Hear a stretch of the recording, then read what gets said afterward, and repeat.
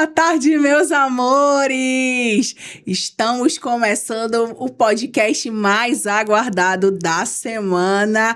Eu sei que vocês ficam me perguntando, Pri, cadê? Semana passada eu estava xoxa, capenga, derrubada da gripe, mas hoje nada me parou.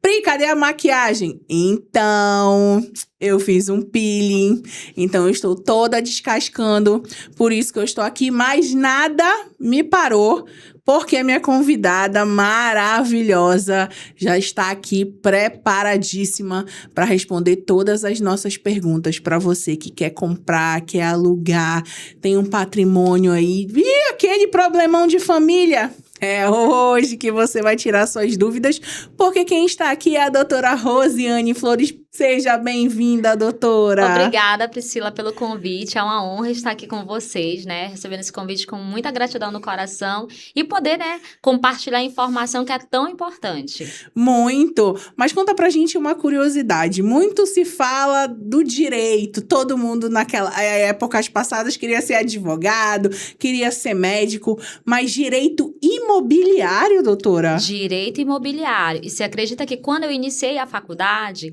a minha pretensão era por direito ambiental. Eu comecei a faculdade, não, você é advogado de direito ambiental e tal.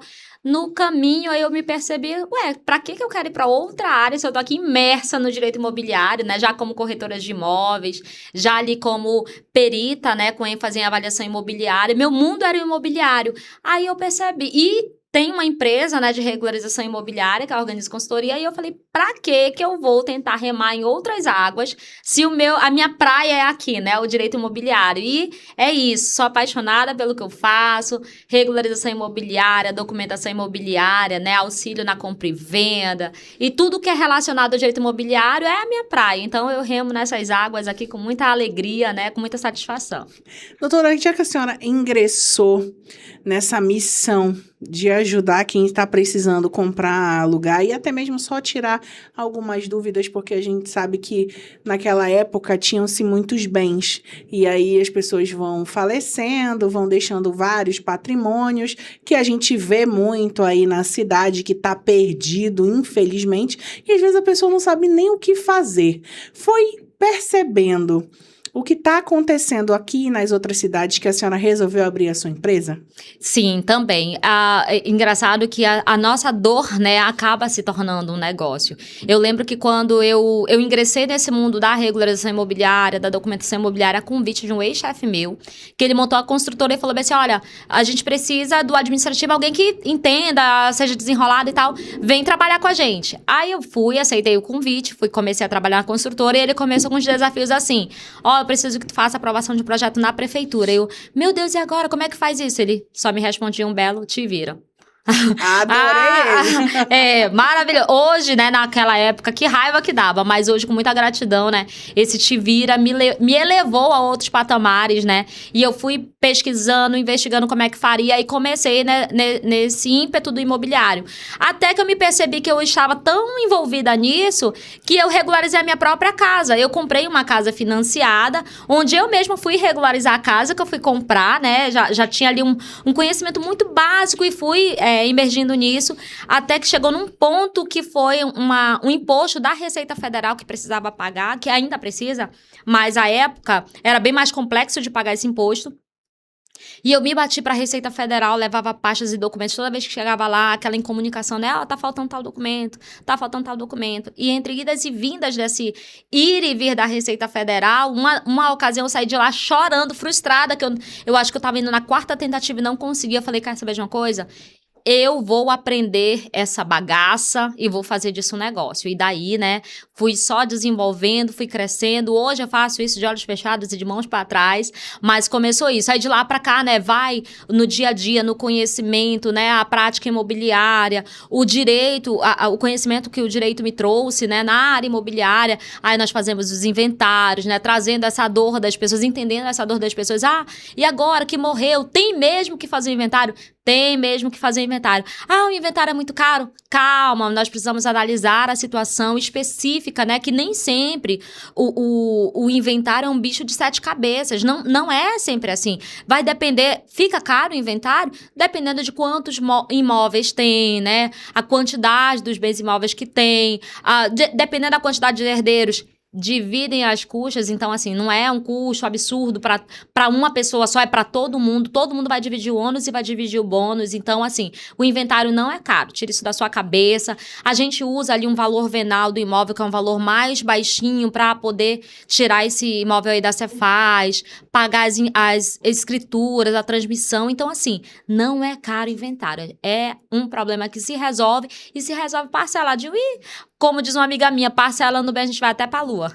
Porque quando se fala em inventário, vem isso, as custas cartorárias, processuais, do advogado. Então, as pessoas acabam empurrando para debaixo do tapete e deixando para lá. Não faça isso, hein, Não gente? faça. Procure a doutora que ela resolve para você, porque a empresa dela é maravilhosa. Então, você só vai ter o trabalho de pegar o seu telefone, ligar e dizer, doutora, preciso agendar uma reunião. E, doutora, qual é o primeiro passo que a gente precisa saber para quem quer comprar um imóvel? Certo. É bem importante para essa pergunta, porque assim, hoje, no mundo que a gente vive de tantos golpes, né? Hoje, para você comprar um imóvel, você precisa começar pelas diligências da documentação. E se você não sabe analisar, se você não tem conhecimento de causa, vale a pena o investimento em um advogado imobiliário para fazer uma due diligência, que é analisar toda a documentação específica ali do imóvel, conferir se existe nessa matrícula ônus, ações sobre o imóvel, indisponibilidades nessa matrícula, se o imóvel... Olha o que tem acontecido muito, Pri. Cara, que pergunta maravilhosa. O que tem acontecido muito, as pessoas dão um imóvel em garantia para alguma financeira, geralmente a Bemol tá aí quase dona de Manaus, né? A gente sabe que hoje as pessoas vão lá, dão um imóvel em garantia para a Bemol e ficam ali inadimplentes, a Bemol vai lá para resgatar esse bem, né, que foi dado em garantia, e as pessoas temendo perder para a Bemol, já aconteceram muitos casos disso, que a pessoa chegou com a documentação, eu tô querendo comprar esse imóvel, doutora, dê uma analisada aí. Eu falei, peraí, tem uma dívida gravada aqui. Confere com a pessoa se ela já quitou essa dívida, e a pessoa, só com medo de perder o imóvel, sabendo que já vai perder o imóvel para, enfim, a financeira, para alguém ali que já tá com uma dívida gravada naquele imóvel, ela só quer se livrar do problema e quer vender o problema para você. Então, é importante analisar a documentação antes de comprar, senão você compra jaca, compra problema. Às vezes com a indisponibilidade gravada ali, né? Foi uma penhora judicial, a pessoa estava ali com ação judicial devendo às pessoas e ficou gravada aquela indisponibilidade na matrícula, e você, sem saber, compra essa jaca para você, depois você vai ter que ter mais um custo, entrando aí com embargo de terceiros desse imóvel para poder tirar a penhora desse imóvel. Então, assim, tem muitas situações, muitas entrelinhas que precisam ser analisadas antes da compra de um imóvel. E se você não sabe analisar, contrate um especialista para analisar, porque senão você acaba se tornando, né? O sonho acaba se tornando um pesadelo e você acaba comprando problema que não era para você. Eu não sabia nem que a Bemol pegava a casa como garantia. Gente, olha, essa Bemol tá demais. Ela virou amazonense raiz mesmo, a Bemol. Olha, menina, e que trambique é esse, né? De querer vender com uma dívida. É o que mais tem, Pri, é o que mais Deus tem. Olha, pelo amor de Deus, te segura enquanto for comprar um imóvel. Tá, doutora, eu não tenho como comprar esse imóvel à vista. Quero financiar pela Caixa, que a Caixa tá me dando valores baixos. Eu já fui lá, pesquisei, o dono do imóvel aceita o financiamento. O que eu faço? Bom, você já foi na Caixa, né? Já aprovou o crédito, provavelmente. Ou se não fez isso, um primeiro passo a fazer você quer comprar um imóvel, primeiro entenda a sua capacidade financeira, né? Faz uma análise de crédito, verifica qual é a tua capacidade de pagamento e diante dessa tua capacidade de pagamento, você vai fazer aí a negociação. Geralmente, quem vai comprar um imóvel, mesmo que financiado, tem que se preparar para alguns custos. Quais são eles? O ITBI, que é o Imposto de Transmissão de Bem Imóvel, que esse custo ele não está agregado no seu financiamento, é um custo à parte que você precisa ter, uma programação financeira para ter o valor do Imposto de Transmissão de Bem Imóvel, ITBI. Outro custo que você vai ter que ter, o registro do contrato de compra e venda. Nessa fase do financiamento, você não tem a escritura de compra e venda, mas o contrato de financiamento, ele é hábito, ele é válido como a escritura de compra e venda. Então, o próprio contrato vale como escritura e você vai ter que pagar o registro desse contrato e a alienação fiduciária que vem junto com o contrato. Então, lá no registro de imóvel você vai pagar um valor, mas esse valor vai ser destrinchado em dois. Então, tem aí o custo do cartório de registro de imóveis e do ITBI, que é o Imposto de Transmissão de Bens Imóveis. Além desses dois custos administrativos, digamos, da transação, você vai ter o custo também da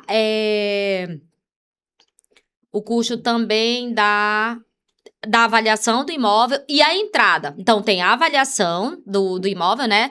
Geralmente, você vai ali comprar, você vai ter que aportar um valor, você que está comprando, tem que aportar um valor da avaliação do bem imóvel que você está comprando financiado. Você vai ter o custo do ITBI, Imposto de Transmissão de Bem Imóvel, do registro desse contrato de financiamento, que o contrato vale como escritura, e da entrada do bem imóvel, que geralmente aí é 20% do valor do imóvel. Então, você tem que se preparar, ainda que seja uma compra financiada, para esses 4 custos aí que você vai ter na aquisição do imóvel por financiamento imobiliário. E nessa aquisição, eu posso indicar quem vai avaliar o imóvel? Eu tenho um amigo que é arquiteto, eu tenho um amigo que já tem uma empresa que faz essas avaliações, ou precisa ser da Caixa? Precisa ser do banco, né? Ou Caixa, ou Bradesco, ou entendi. Santander.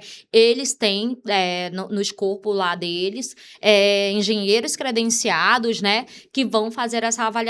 Engenheiro ou arquiteto credenciado que vão fazer essa avaliação. Então, é por sorteio lá deles. Quando você aprova o financiamento e você paga pela avaliação, lá internamente faz um giro lá de uma roleta, cai no sorteio e eles vão indicar a pessoa que vai fazer essa avaliação. E tem umas avaliações que elas são bem criteriosas, outras são mais tranquilas. Então, acontece muito, Pri, também de você passar por esse processo de financiamento. Vou dar um exemplo bem prático, tá? Que acaba frustrando uma compra de financiamento, que a pessoa começou ali a transação do compra e venda com o registro de imóvel dela, da casa dela, e a casa lá registrada tinha 50 metros quadrados, no exemplo, né? Um conjunto habitacional que foi entregue ali uma casa de 50, 54 metros quadrados.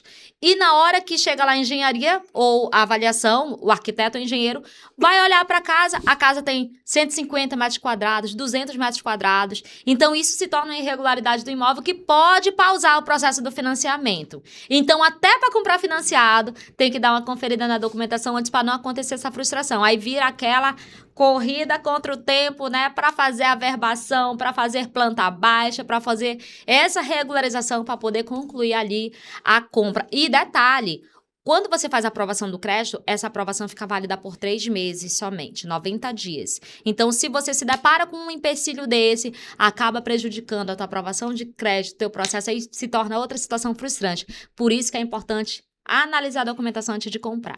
É mais fácil comprar um carro do que um imóvel. Com certeza. Tu vai lá, aprovou teu crédito, o banco aprovou, leva teus documentos, assinou, deu a tua entrada, já foi. Exatamente. Como é difícil comprar um imóvel, né? Tem que ter esses critérios, esses cuidados, né, para poder realmente fazer uma negociação aí regular, segura, 100%, né? É um bem, né? Olha, eu vou dar o exemplo da minha casa, que eu comprei financiada há uns 7 anos atrás. Uma casa boa, no Planalto, terreno bom, um preço muito bom.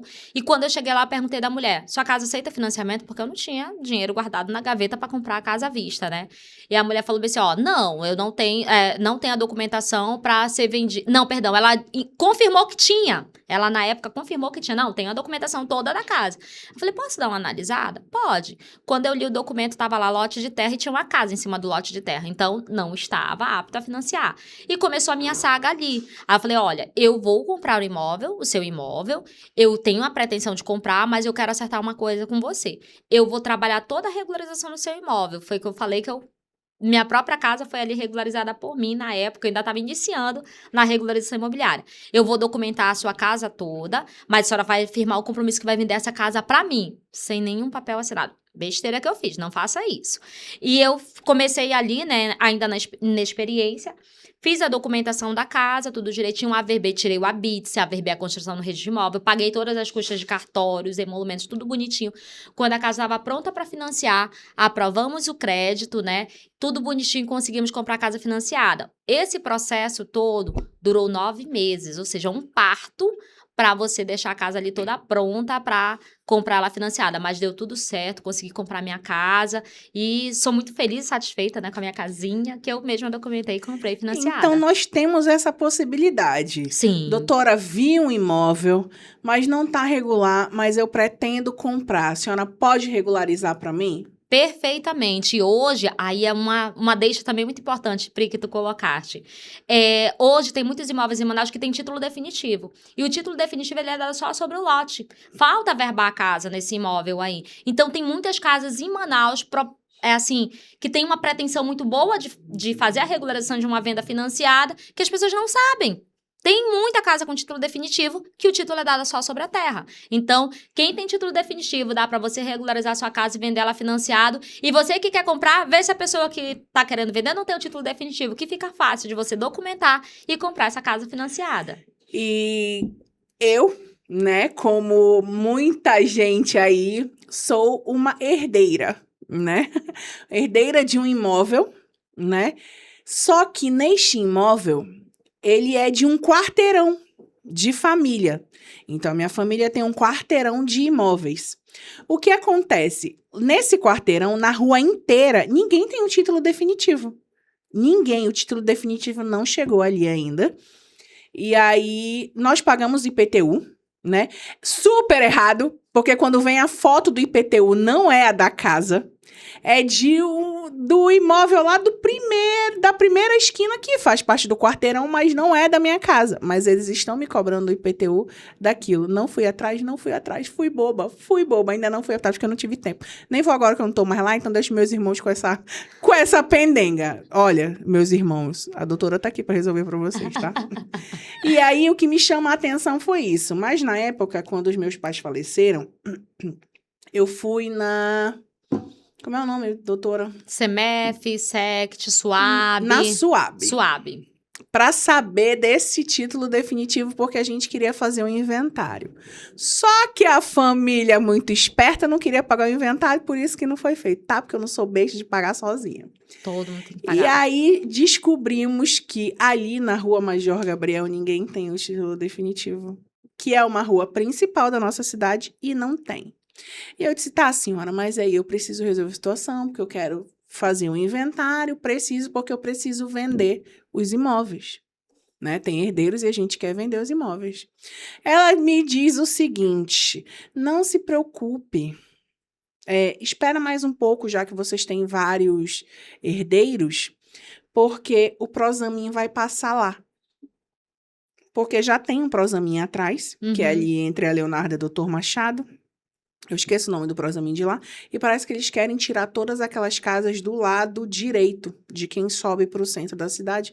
Eles querem tirar para fazer ali tudo de Prosamin, entre a Tarumã e a Leonardo Malcher. E ficou por isso, doutora. Aí eu saí do imóvel, né? Deixei o meu irmão lá no imóvel. Mas, se caso a gente queira retomar esse inventário para venda, existe essa possibilidade de fazer sem o título definitivo? Existe o inventário da posse, né, do direito possessório, que é o que vocês têm, né? Vocês têm um direito possessório sobre a área, tem como fazer sim o inventário do direito possessório. No entanto, não vai transferir no registro de imóvel, para ali no inventário, mas já dá legalidade para vocês venderem para terceiros e não venderem jaca para terceiros. Vocês vão ser ali os herdeiros legítimos do direito possessório e vão transferir esse direito de posse que vocês têm para um terceiro sem prejudicar ele no processo de regularização. E assim, Pri, lá no centro, nessa área que você falou, eu ia até esperar você terminar de falar para perguntar onde fica a área do imóvel, porque dependendo da área a gente tem essa definição. O que é da SUAB, o que é da SECT, o que é a área de particular, o que é a área de conjunto habitacional. Enfim, a gente tem essa noção de a quem pertence a área. Como você já foi na SUAB, já perguntou, já tem ali o meio que o caminho das pedras, né? É bem simples de resolver isso. Faz realmente o inventário, vende o direito possessório e a pessoa que comprar de vocês vai se cadastrar no órgão, né? Que regulariza a área e vai conseguir regularizar no nome dela própria, porque ela já comprou ali na cadeia dominial toda certinho, entendeu? Então, é algo realmente que dá para resolver, não é muito oneroso, né? A gente pega ali o valor venal do imóvel para fazer ali o inventário, para fazer ali fazer a partilha direitinho, dizer quem são os herdeiros legatários para poder transmitir essa posse e vai conseguir regularizar tudo direitinho. Eu pergunto porque ali onde eu cresci, tem muitos imóveis que estão lacrados. Eu acredito que os herdeiros tenham essa mesma dúvida que eu, né? E Uhum. muitos nem moram ali, né? Sim. E eu tava até passando ali pelo centro e vi tantos imóveis fechados, coisa que realmente a gente deve vender para o governo, para a prefeitura, seja lá para quem, para aproveitar. Porque a gente só vê caindo aos pedaços ou sendo marginalizado, pessoas morando ali dentro, destruindo aquele Sim. patrimônio, né, que as pessoas tiveram tanto custo, Sim. né, para fazer, para ter e deixar um legado, né? Uhum. Ali onde eu moro é um pouquinho mais complicado, porque é um quarteirão, Uhum. né? E aí, para legalizar tudo, vai dar tempo, mas vocês já sabem, tá, queridos, família? Quando vocês quiserem, eu dou o contato da doutora para vocês, ou até mesmo quando eu estiver precisando de um dinheirinho, eu vou dizer, doutora, a senhora despeja todo esse povo, embora vender. É isso mesmo. Uma dúvida agora rolou aqui. Quando é assim de herdeiros, doutora, despeja todo mundo e bota para venda? Pode sim, despejar todo mundo, por exemplo. Quem está usufruindo do bem tem que pagar pro outro que tem direito. Tem que pagar. Então, assim, se você é herdeiro e você tá ali se beneficiando sozinho do bem, você tem que ver qual é a cota parte dos demais e pagar aluguel para os demais, se você tá se beneficiando. Se você não quer pagar, você tem que sair do imóvel, né? E colocar o bem imóvel à venda, mas claro, fazendo inventário, porque você não vai poder vender sem o inventário. Não dá para vender imóvel de falecido sem inventário. Tem que fazer o inventário distribuindo, aliás, despesa para todo mundo e coloca o bem imóvel para vender, cada um recebe a sua parte e acabou a conversa. Ou, de repente, tem um herdeiro que ele tem uma capacidade financeira melhor, né, do que os demais e tem a intenção de ficar com o imóvel, até pela aquela questão, né, é um bem imóvel da minha família, tem aquele valor sentimental, eu fui criado aqui, eu quero permanecer no imóvel. Se você tem capacidade financeira, você vê qual é o quinhão dos demais, cota parte deles, financeira, você paga para eles e você fica com bem imóvel só para você. Os demais fazem a renúncia ali do direito possessório, do direito da herança, né, do direito hereditário, e você que quer ficar com o imóvel sozinho, você vai pagar a parte dos demais e fica com bem imóvel sozinho, regularizado no seu nome, você tá ali com os demais voltando depois de um tempo, eu quero mais dinheiro, eu quero mais... Não, regulariza tudo bonitinho, né, dá a parte de cada um e você vai ficar aí tranquilamente no imóvel. E se você não quer pagar, né, sai também, deixa o imóvel livre e desocupado para poder vender, cada um pega a sua cota à parte, todo mundo vai viver feliz. Ah, Assim. que legal. Tive não, que ela não morreu, né? Mas eu tenho uma conhecida que ela se separou. E aí o marido, muito gente boa, não quis deixar o imóvel para ela e eles tinham um filho, né, juntos. E aí, em vez dele deixar para o filho, o que que ela fez? Entrou em acordo com ele, extrajudicial. Ela perguntou quanto ele queria, dividiu por 2, porque ela também tinha parte. Sim. E aí, ela pagou a parte dele para ele aos poucos e assim adquiriu o imóvel para ela. Perfeito, muito bem colocado, boa estratégia, é assim que funciona mesmo, né? Quem quer ficar com bem imóvel, vê qual é o valor dele, legalmente divide ali, né? Cada um vai seguir sua vida feliz, né? Sem estar aí depois no encalço do outro, né? Lembrando que era só antigamente que se vivia de palavra, tá, meus amores? Sim. Hoje em dia você precisa de um contrato. Então procure um advogado, como a doutora aqui tá dizendo. Procure um advogado, legalize, porque palavras o vento leva. Então, se você não quer ficar com uma mão na frente e outra atrás, se regularize. Eu confio. Não confia não, meu amor. Não confia, a gente não confia nem na nossa sombra, porque às vezes nem ela tá ali, né, doutora? É verdade, muito bem colocado. Doutora, conta pra gente algum caso, assim, bem esdrúxulo, que a senhora disse assim, caramba, esse caso aqui foi difícil, mas eu resolvi. Pronto. Enfim, tem N histórias, mas assim, um que foi difícil, eu resolvi que foi assim, a coroa do trabalho, né? A glória do nosso trabalho foi o inventário que eu peguei para fazer, que eu fui a 7ª advogada desse inventário, porque todos os advogados que pegavam, quando se deparavam ali com a dificuldade, né, não desmerecendo os demais colegas, porque cada um tem uma estratégia de jogo, uma forma de ver o problema e tal, e realmente era um problema bem complexo, eu acho que eu cobri até barato para resolver, mas resolvi. E o cliente, quando chegou a mim, ele chegou já desesperançoso, claro, passou por 7 outros profissionais que desistiram ali do problema, ele estava meio desacreditado que eu conseguiria resolver o problema para ele, mas deu mais esse voto de confiança, e foi bem complicado mesmo, Pri, por quê? A falecida, ela tinha uma escritura de compra e venda que não mencionava o CPF dela na escritura. E essa escritura nunca foi registrada. Ah, perdão, a escritura tinha sido registrada também sem o CPF da mulher. Como morrer precisava fazer o inventário, tinha que constar na narrativa do imóvel o CPF dela. Como não tinha o CPF, tinha que fazer constar. Começou a saga pela busca do CPF dela. Buscamos em todos os órgãos, não localizamos o CPF dela. Consegui pegar no Instituto de Identificação, né? A ficha dela do cadastro no Instituto de Identificação, onde emite o RG. E lá constatamos que, de fato, ela nunca tinha tido CPF. Detalhe, a mulher estava falecida há 53 anos. Caramba. Falecida. Porque há muito tempo atrás, a gente vai descobrindo essas coisas na prática do dia a dia do direito imobiliário. Há muito tempo atrás, as mulheres não tinham CPF próprio, elas usavam o CPF dos maridos. Então, era um CPF para os dois. A mulher não tinha CPF. E ela era um caso desse, ela não tinha CPF.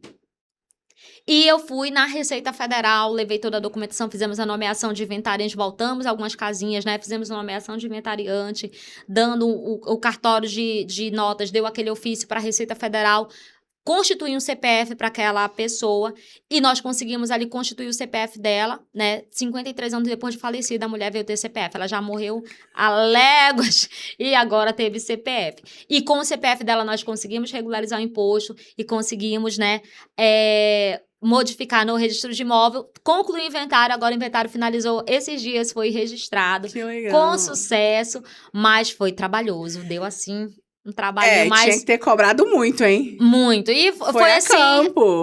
Batalhou. Muito, e diligência na Receita Federal e no cartório, mas no final das contas, ver assim, o trabalho sendo concluído é uma satisfação tão boa, né, que valeu a pena ali pra mim.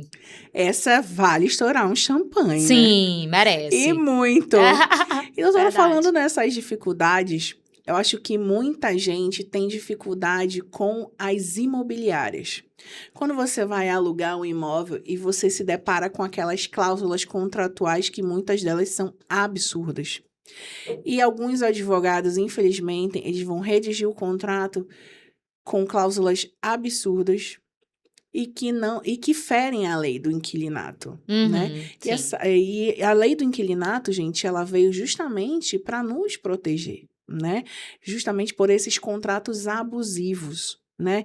E, doutora, qual é o conselho que a senhora dá sobre esses contratos junto com a lei do inquilinato? Porque, às vezes, a gente assina, acha que tá tudo bem, tá tudo bonitinho, que não vai se lascar no final, mas, infelizmente, não é isso que acontece. Verdade. Sempre, se você não tiver, né, reitero essa informação, se você não tiver conhecimento técnico, não souber, não assine documento nenhum, né? Peça a consultoria de um advogado especializado, de alguém que realmente saiba analisar ali as cláusulas contratuais, porque de fato é uma realidade, Pri. Existe ali a questão do puxar a sardinha, né, para um lado. E geralmente quem faz o contrato, quem redige o contrato, vai tentar se beneficiar na relação contratual, né? E de fato tem muitas cláusulas que são abusivas, né? E você que, de repente, mora alugado, tem que ter uma noção básica da lei do inquilinato. E hoje, gente, tem uma facilidade tão grande, né? Um acesso tão grande à informação, né? Às vezes você pode dizer, eu não tenho condições de contratar um advogado. Poxa, mas dá uma conferida antes de assinar, né? Faz uma busca, né? Uma pesquisa detalhada para verificar o que você está assinando. E, de fato, existem muitas cláusulas abusivas, mas depende de você, né? Conferir, analisar criteriosamente antes de assinar, né? Não se desespere, não é o último imóvel da face da terra. Analise direitinho, porque senão o maior prejudicado na relação contratual vai ser você, se você não fizer essa análise aí criteriosa. Doutora, a pessoa que está alugando precisa pagar o IPTU do imóvel?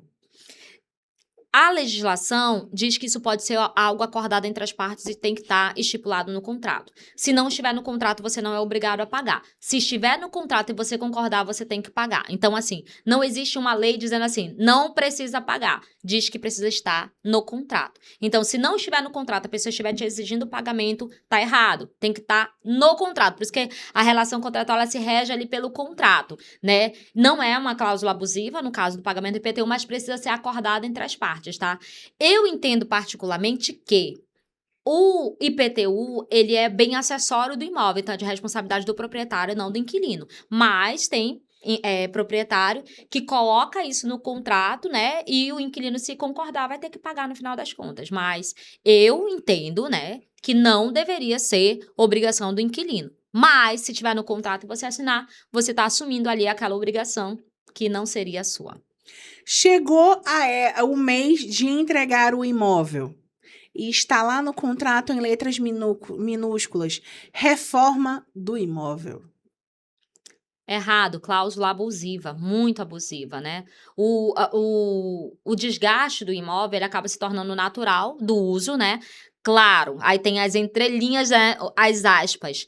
Se o imóvel foi locado, por exemplo, com a parede branca e ele foi entregue ali com a sujeira natural do uso, não é obrigado você a pintar ou a reformar o imóvel. Reformar o imóvel é demais, né? Ah, eu preciso reformar o imóvel. Calma lá, o imóvel não é meu. O imóvel é seu, a reforma é por sua conta. A pintura do imóvel também não pode ser exigida se a entrega do imóvel tiver com desgaste natural.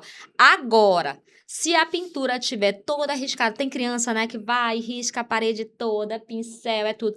Aí é obrigação do inquilino de entregar com a pintura, né, similar a quando ele recebeu o imóvel. Mas se o desgaste for natural, aquela sujeira de imóvel arrastou ali na parede, algum desgaste natural do uso, não é obrigado, não, a pintar o imóvel, quiçá reformar o imóvel. A reforma já é realmente responsabilidade do proprietário e não do inquilino.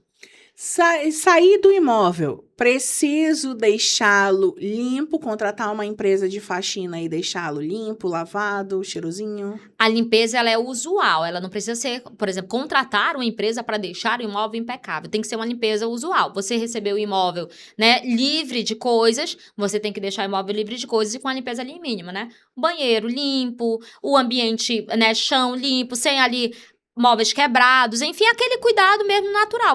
Do jeito que você chegou no imóvel, você sabe como você chegou lá? Então, você tem que sair e deixar do jeito como você chegou. Sem estar aquela limpeza impecável, mas também não pode deixar ali móveis quebrados, jogados, que senão o proprietário pode cobrar aí, com razão, né, um valor pela limpeza, mas não é obrigado deixar aí, contratar empresa especializada para deixar tudo brilhando e limpando, a não ser que você tenha recebido nessas condições.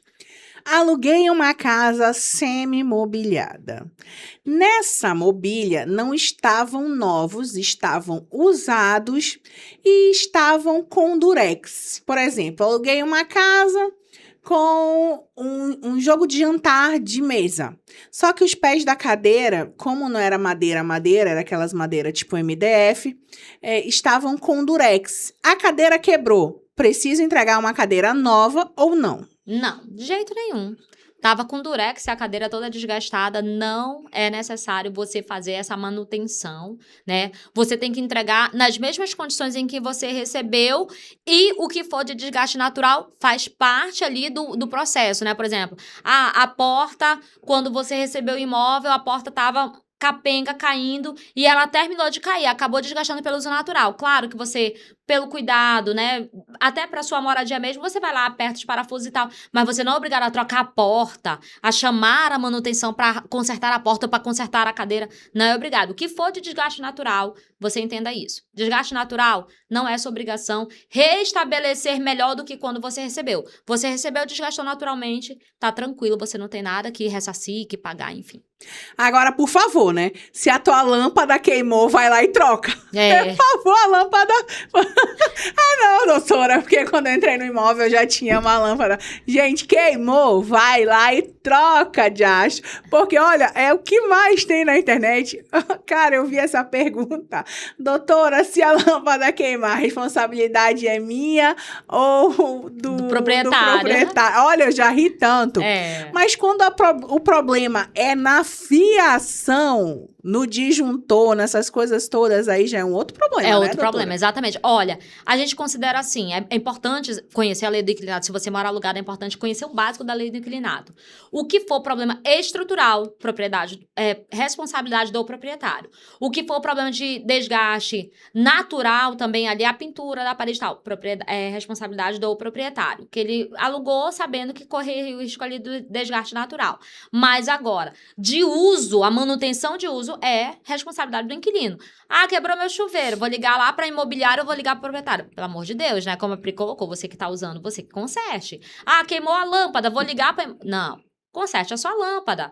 Ah, quebrou ali o registro, vá consertar o registro. O que for de desgaste natural é responsabilidade do inquilino. O que for estrutural, espocou tudo aqui, porque a fiação aí, a Amazonas Energia foi lá, a fiação que estava com defeito. Aí a gente chama de vícios ocultos do imóvel. Responsabilidade do proprietário do imóvel. Então, essas questões do que está à vista, né, do cuidado natural, a gente coloca até assim, o que você vê, sua responsabilidade. O que você não vê, responsabilidade do proprietário, que são os estruturais, né? Cano estourou, quebrou, a caixa de gordura transbordou, é falta de manutenção estrutural do proprietário. Ah, se você passou a trabalhar ali com alguma coisa que você sabe, né, por causa do seu uso, que vai ali tumultuar a caixa de gordura, aí já é sua responsabilidade. Então tem que ponderar muito isso. O que eu vejo, minha responsabilidade. O que eu não vejo, responsabilidade do proprietário. E as coisas que forem mais, assim, robustas e intensas, que agregam ao imóvel, é do proprietário. E se o inquilino quiser ali fazer benfeitorias voluptuosas, com o consentimento do proprietário e verificar se vai ser indenizável ou não, porque também o proprietário não é obrigado a indenizar, caso você queira melhorar o imóvel para ter o próprio uso. Já sabe, né? Doutora, deixe seu contato para quem está nos assistindo. Meu contato é 9209-3287. Rosiane Flores. Instagram. Organize.consultoria e adv.rosianeflores. Infelizmente, tudo que é bom dura pouco, estamos chegando ao fim. Eu teria várias perguntas para a doutora ainda, né? Mas ela vai retornar com a gente numa próxima oportunidade. E aqui eu vou agradecendo os nossos parceiros, o Estúdio de Beleza Rose, que hoje eu não fui lá porque eu tô toda descascando, né, gente? Falei para vocês do peeling, então não pode. A Clínica Santé Beauté, da minha queridíssima amiga, doutora Cristiane Marie, a Casa 98, com os melhores presentes ali do Vieira Alves, e a Vó Bilucas com os deliciosos pães de mel, que estamos hoje, presenteando a doutora com esses deliciosos pães de mel. Muito obrigada, olha que coisa fofa, amei. Muito obrigada, que delícia. Doutora, muito obrigada. Eu que agradeço. Por você estar aqui. Obrigada pela sua audiência. Segunda-feira tem mais, fica ligadinho aí e não sai daqui da Foco On TV, que é a TV que mais cresce aqui em Manaus e no Brasil. Acompanha que a gente está sempre aqui. Segunda-feira eu tô de volta. Fiquem com Deus e Deus te abençoe.